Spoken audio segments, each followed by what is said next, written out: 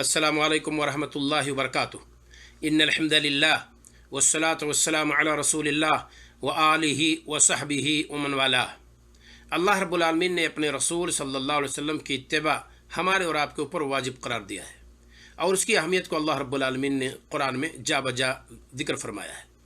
ज़रा देखिए, चंद आयात का हम तज़किरा करते हैं।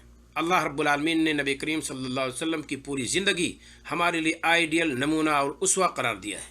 चुनांचे अल्लाह रब्बुल आलमीन ने फरमाया, लक़द कान लकुम फ़ी रसूलिल्लाहि उस्वतुन हसना। यकीनन रसूल सल्लल्लाहु अलैहि वसल्लम की ज़िंदगी तुम्हारे लिए बेहतरीन आइडियल है, बेहतरीन नमूना है। दूसरी जगह अल्लाह रब्बुल आलमीन ने फरमाया, वमा आताकुमुर रसूल फ़ख़ुज़ूहु वमा नहाकुम अन्हु फ़ंतहू। रसूल जो दें उसे ले लो और जिससे रसूल रोक दें उससे रुक जाओ।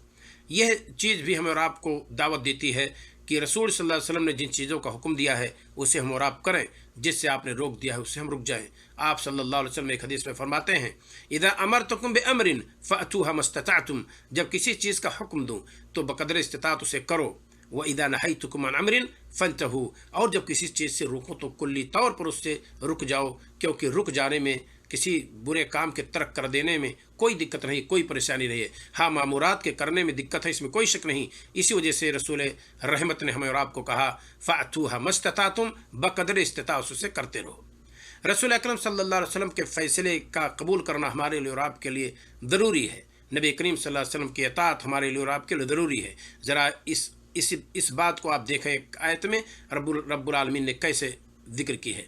फ़ला व रब्बिका ला युमिनूना हत्ता युहक्किमूका फ़ीमा शजरा बैनहुम सुम्मा ला यजिदू फ़ी अनफुसिहिम हरजम मिम्मा क़ज़ैत व युसल्लिमू तस्लीमा। ऐ मोहम्मद, तेरे रब की कसम, ला युमिनूना हत्ता युहक्किमूका फ़ीमा शजरा बैनहुम, यह मोमिन हो ही नहीं सकते यहाँ तक कि उनके माबैन जो झगड़ा है, जिस सिलसिले में वो झगड़ पड़े हैं, उसमें आपको अपना फैसल न बना लें, जस्टिस न बना लें, आपको अपना कादी न बना लें। फिर जब आपके तरफ से फैसला हो जाए, सुम्मा ला यजिदू फ़ी अनफुसिहिम हरजम मिम्मा क़ज़ैत व युसल्लिमू तस्लीमा, फिर अपने दिल के अंदर कोई हर्ज ना महसूस करें, इनक़िबाद ना महसूस करें, दिली तौर पर घुटन ना महसूस करें आपके फ़ैसले को, बल्कि बशर व चस्म से कबूल कर लें। सुम्मा ला यजिदू फ़ी अनफुसिहिम हरजम मिम्मा क़ज़ैत व युसल्लिमू तस्लीमा, और उसे निहायत आराम के साथ बशर व चस्म से कबूल कर लें, तब ये मोमिन हो सकते हैं। आजकल हम और आप जब कोई मसला आता है तो फ़ना साहब के पास चलो, फ़ना साहब के पास चलो, किताब सुन्नत के तरफ रुजू हम नहीं करते।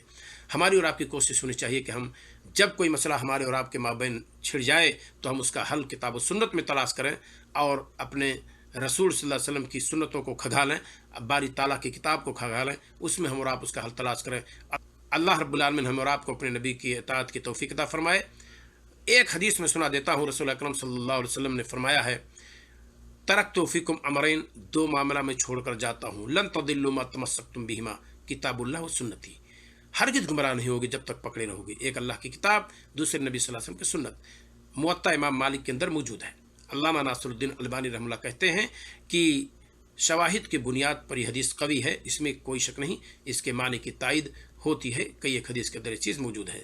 अस्सलामु अलैकुम व रहमतुल्लाहि व बरकातुहू।